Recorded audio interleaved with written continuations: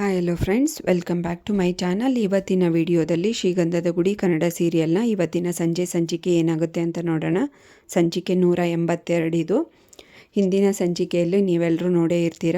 ಮುತ್ತುರಾಜು ಮತ್ತು ಅವನು ಕನ್ಸ್ಟ್ರಕ್ಷನ್ ಮಾಡೋ ಕಟ್ಟಡದಲ್ಲಿ ಎಲ್ಲರೂ ಕೂತ್ಕೊಂಡು ಊಟ ಮಾಡ್ತಾ ಇರ್ತಾರೆ. ಮಹಿಮಾ ಮತ್ತು ಅವರಣ್ಣ ಅಮಿತ್ ಬಾಯಿ ಮತ್ತು ಮುತ್ತುರಾಜು ಮೂವರು ಸೇರಿ ಊಟ ಮಾಡ್ತಾ ಇರಬೇಕಾದ್ರೆ ಒಬ್ಬೊಬ್ರದ್ದು ಮಾತನ್ನು ಶೇರ್ ಮಾಡ್ಕೊತಾ ಇರ್ತಾರೆ. ಹಾಗೆ ಹಿಂದಿ ಕಲಿತಾ ಇರ್ತಾನೆ ಇವನು, ಅವಳು ಕನ್ನಡ ಕಲ್ತ್ಕೊತಾ ಇರ್ತಾಳೆ.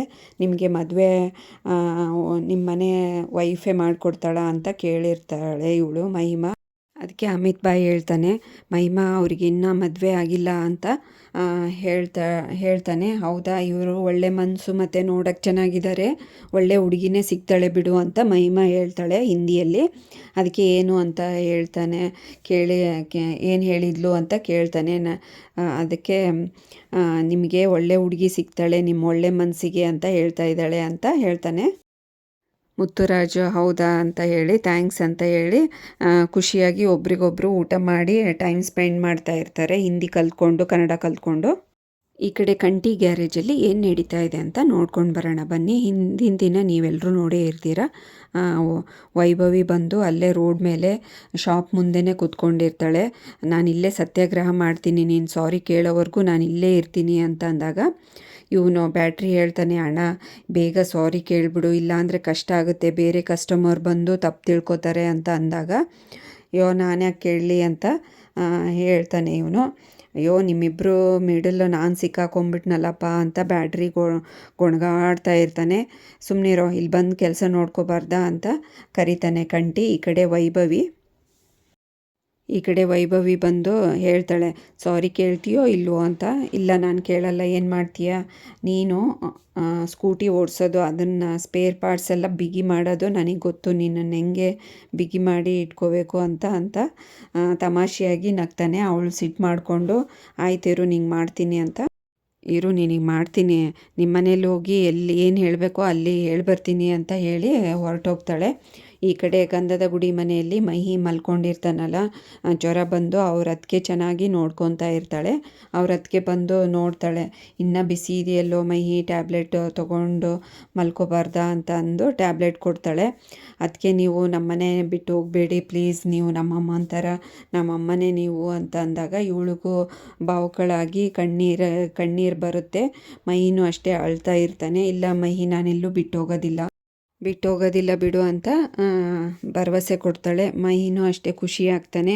ಈ ಕಡೆ ಹೊರಗಡೆ ಬಂದು ಅವ್ರ ಮಾವ ನಟರಾಜು ಕೂಗ್ತಾ ಇರ್ತಾನೆ, ನೋಡಮ್ಮ ನೀನು ಹೇಳಿರೋದೆಲ್ಲ ತಂದು ಕೊಟ್ಟಿದ್ದೀನಿ, ತಗೋ ಹೋಗು, ಅವನಿಗೆ ಬೇಗ ಟ್ಯಾಬ್ಲೆಟ್ ತೊಗೊಂಡು ಕೊಡು ಅಂತ ಹೇಳ್ತಾನೆ. ಇವು ನನ್ನಂಗೆ ಗಟ್ಟಿಯಲ್ಲ ಬಿಡು, ಅವನು ಅವ್ರ ಅಮ್ಮನ ಥರ 3 ದಿನಕ್ಕೆ ಜ್ವರ ಬಂದು ಮಲ್ಕೊತಾನೆ ಅಂತ ನಟರಾಜು ಹೇಳ್ತಾನೆ ಮಹಿಗೆ. ಹೌದಾ, ಅವರೆಲ್ಲಿ ಸಿಕ್ಕಿದ್ರು, ಈಗೆಲ್ಲಿದ್ದಾರೆ ಅದನ್ನೆಲ್ಲ ವಿಚಾರಿಸ್ತಾ ಇರ್ತಾಳೆ. ಹೌದಾ, ಅದೆಲ್ಲ ನನಗೆ ಗೊತ್ತಿಲ್ಲ, ನೀನು ಮೊದಲು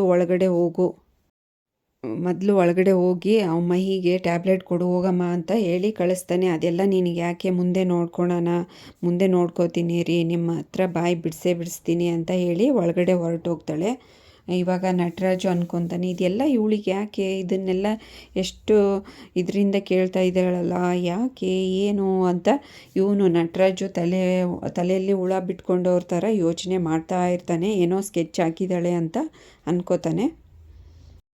ಮತ್ತು ಮಧ್ಯಾಹ್ನ ಆಗುತ್ತೆ. ಅಷ್ಟೊತ್ತಲೇ ಮಹಿ ಹೊರಗಡೆ ಹಾಲಲ್ಲಿ ಬಂದು ಕೂತ್ಕೋತಾನೆ. ಅದಕ್ಕೆ ನೋಡಿ ಆರಾಮಾದೆ ನಾನು, ನೀವು ಟ್ಯಾಬ್ಲೆಟ್ ಕೊಟ್ರಲ್ಲ, ಇವಾಗ ಹುಷಾರಾಗಿದ್ದೀನಿ, ಪರವಾಗಿಲ್ಲ ಅಂತ ಹೇಳ್ತಾನೆ ಮಹಿ. ಅದಕ್ಕೆ ಚಂದನ, ಇರೋ ನಿಂಗೆ ಕಾಫಿ ಮಾಡ್ಕೊಂಡು ಬರ್ತೀನಿ ಅಂತ ಹೇಳಿ ಕಾಫಿ ಕೊಟ್ಟು ಕುಡಿತಾ ಇರ್ತಾನೆ. ಅಷ್ಟೊತ್ತಿಗೆ ವೈಭವಿನೂ ಬರ್ತಾಳೆ.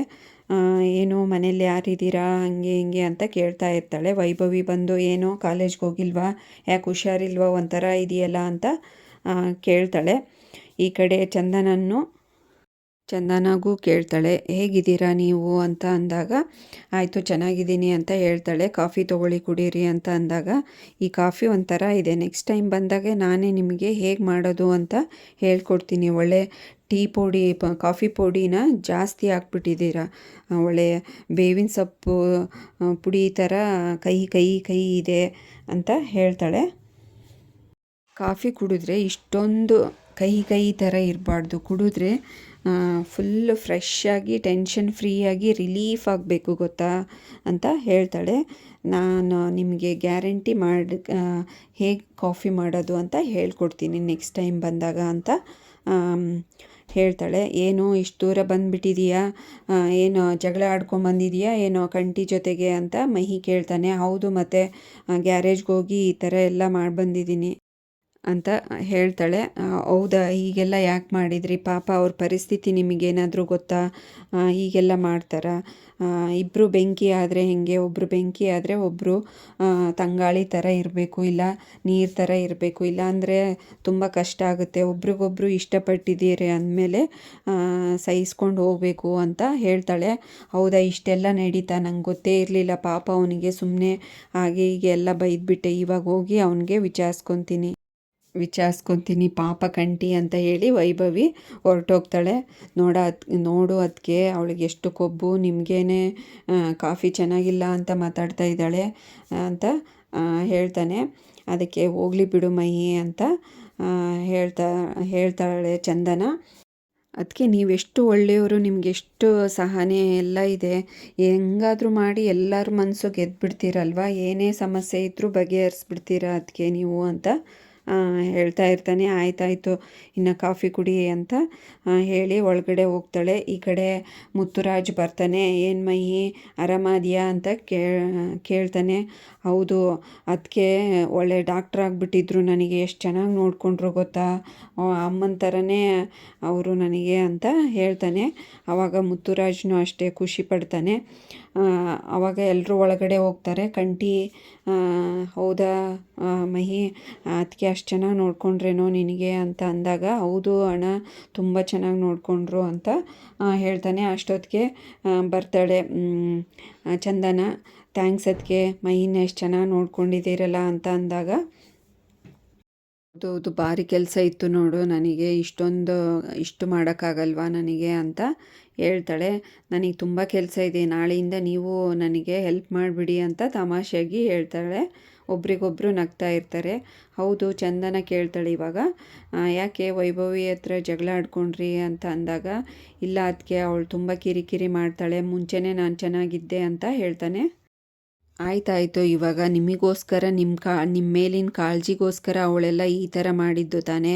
ಅವಳಿಗೂ ಸಿಚುವೇಶನನ್ನು ಅರ್ಥ ಮಾಡಿಸ್ಕೊಟ್ಟಿದ್ರೆ ಅವಳೆಲ್ಲ ಹೀಗೆ ಮಾತಾಡ್ತಾ ಇರಲಿಲ್ಲ. ಹೋಗಿ ಕಾಲ್ ಮಾಡಿ ಅಂತ ಹೇಳ್ತಾಳೆ. ಅಷ್ಟೊತ್ತಿಗೆ ವೈಭವಿನ ನೋಡ್ಕೊಂಡು ಬರೋಣ ಅಥವಾ ಕಾಲ್ ಮಾಡೋಣ ಅಂತ ಕಂಟಿ ಹೊರಗಡೆ ಬರ್ತಾನೆ. ಚಂದನ ಬುದ್ಧಿ ಹೇಳಿರ್ತಾಳಲ್ವ, ಅದಕ್ಕೆ ಹೊರಗಡೆ ಬಂದ ತಕ್ಷಣ ಒಂದು ಕಾಲ್ ಬರುತ್ತೆ ಕಂಟಿಗೆ.